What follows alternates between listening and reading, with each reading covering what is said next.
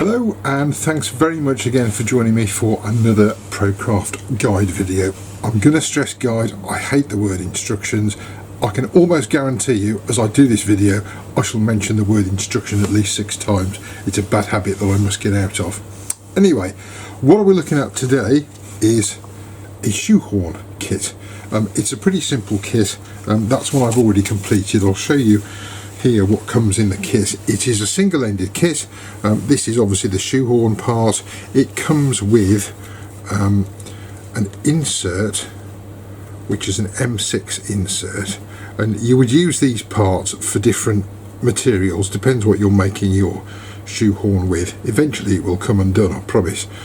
There we go. Right, that is an M6 insert. That requires a 7.5mm hole if you were doing something like an acrylic handle, so you'd need to glue that in.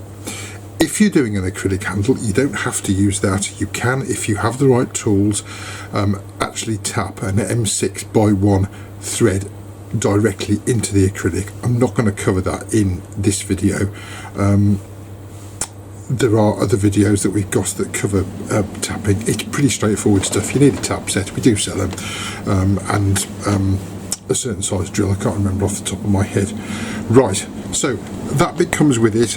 If you're doing a wooden handle, you won't need that. It then comes with an M6 thread, which is that bit there, and you'll see if I hold that end up that the ferrule of this kit is actually built into the kit itself. So a lot of kits like this have a separate ferrule on the end. This is all one. So what we need to do in order to make this is to drill a hole the correct size, and we're going to screw this directly into the wood, and then put a little tenon on the end that's going to slot into there. So there's a little bit of measuring involved here, but it's really not difficult. So that's what comes in the kit. What I'm going to do today is not a huge long handle, but I've got this piece of oak. It's about 23mm square, and it's about 180mm long. With a kit like this, of course, you can do a short handle, or you can do, I mean, how big's your lathe? Basically, that's the only thing that limits you as to the size of this. I'm sure you wouldn't want a 4-foot handle, but you could quite easily do one twice the length of this. The reason I'm doing this is A, because I've got this bit of wood, and B, when it comes to photographing it at the end, it's ever so difficult to photograph things with huge long handles. So I'm going to pop this on the lathe. You're going to see me drilling it. I'm going to turn it between centres. It's pretty straightforward, to be honest, but let's crack on and do it. Actually, just before I do that, let me show you the one that I've made, and then you'll see what we're trying to achieve. That might be easier. So if I unscrew this, there we go. There you can see the thread in there, and the little tenon on the end, and I've measured those parts. I'll measure them again in a minute because I can't remember what the measurements are. And here's one I was fiddling with, just a bit of scrap acrylic, and I've actually threaded that directly into the handle, and he says confidently, it's always more difficult when the camera's going, that will screw in there. So it's only a bit of scrap, it's not finished properly, but it just gives you an idea maybe of what an acrylic handle could look like on there. So that's just a little scrap short handled piece. So I'm going to mark the centre of each end to make sure we're going to get it in nice and square.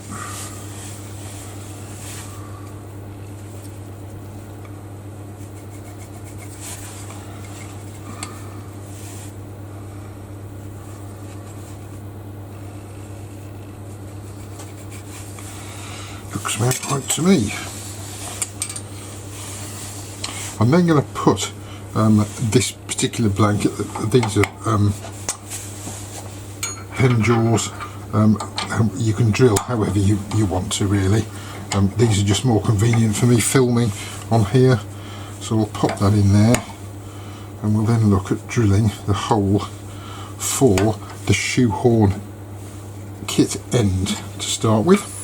I'm just using a centre finder to start with to get the centre for the drill.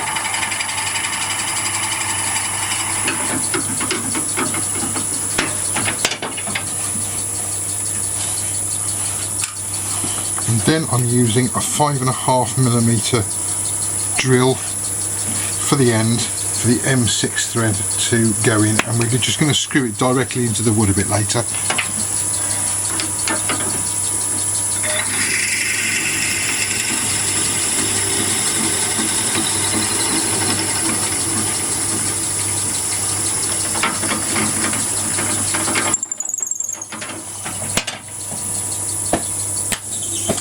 So we've got our drilled part right up here. What we now need to do is to turn it around and turn it between centres and turn our tenons. I'm going to do this. I'm using a dead centre in the headstock end and a live centre in the tailstock end, and we're then just going to align the parts together.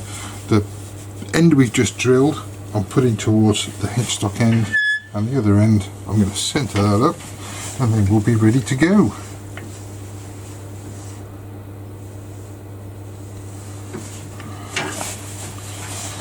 You need a reasonable amount of pressure turning between centres, particularly something this big.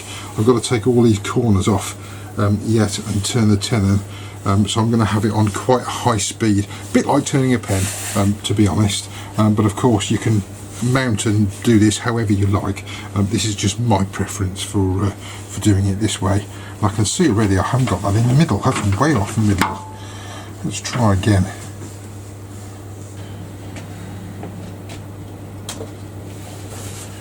So the first thing I'm going to do is to turn this round.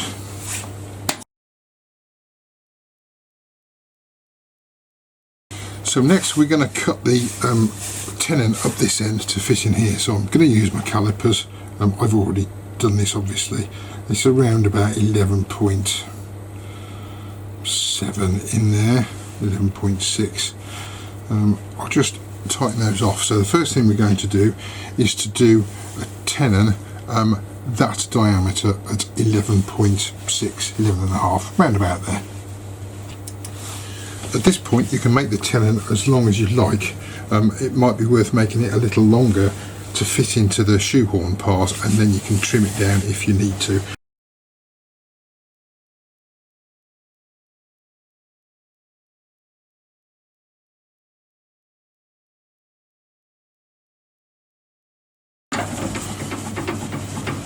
Actually take it off and make sure that the tenon is a nice fit inside it, and it is quite a nice fit. That's quite firm in there. I don't want to drop it and damage the thing, but that's, hopefully you can hear that popping in.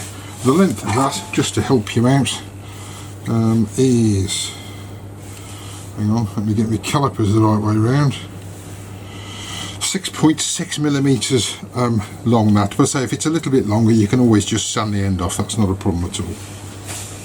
So the next measurement we're going to look at is the outer measurement of here, and that is about 15 off the top of my head, 15.2 millimeters on there, and I'm going to turn this part here, not the tenon, the next bit along, to 15.2.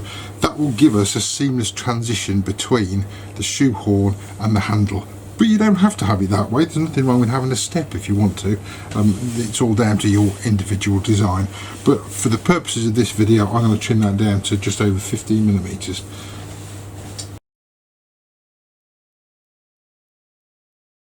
So the next thing I'm going to do is to look at this end, and I'm just going to make a mark and start to cut this end. Because it's a single-ended kit, I'm going to have to finish this end off by hand.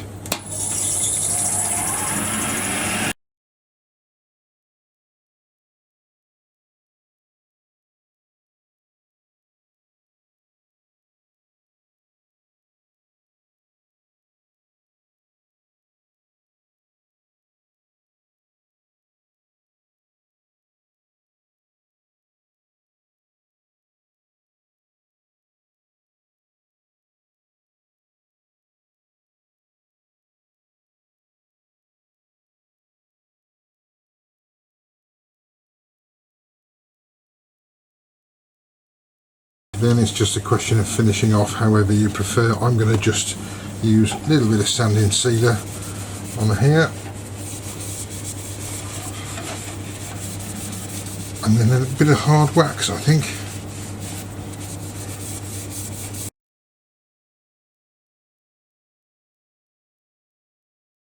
So the only thing I need to do now is just to cut the end off, and I'm just going to finish that off by hand. I'm just going to use my dovetail saw to take that off.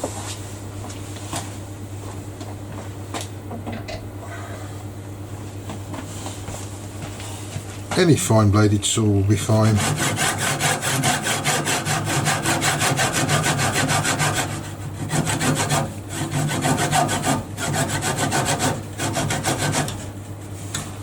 I think that's gone through.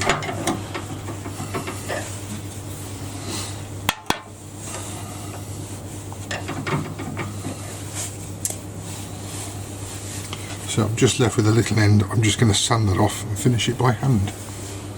So onto the assembly. It's pretty easy. Take your shoehorn kit, just make sure that the tenon that you've turned is a good fit in the end there.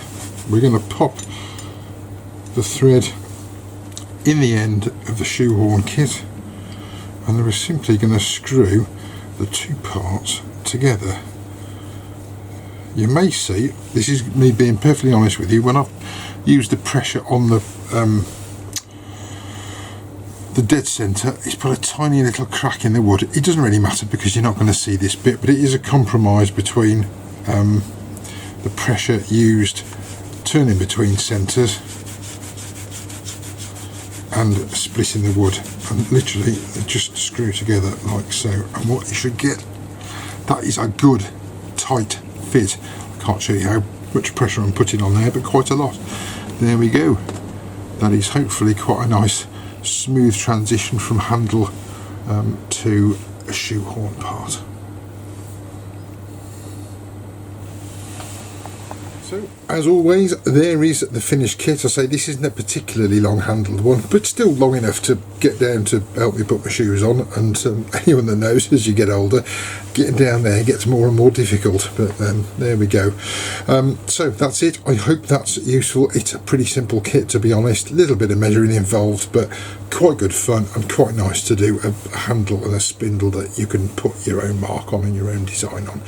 So as always, I will take a still of that and pop it up at the end of the video. Thanks very much for watching, and happy turning, safe turning. See you next time. Bye bye for now.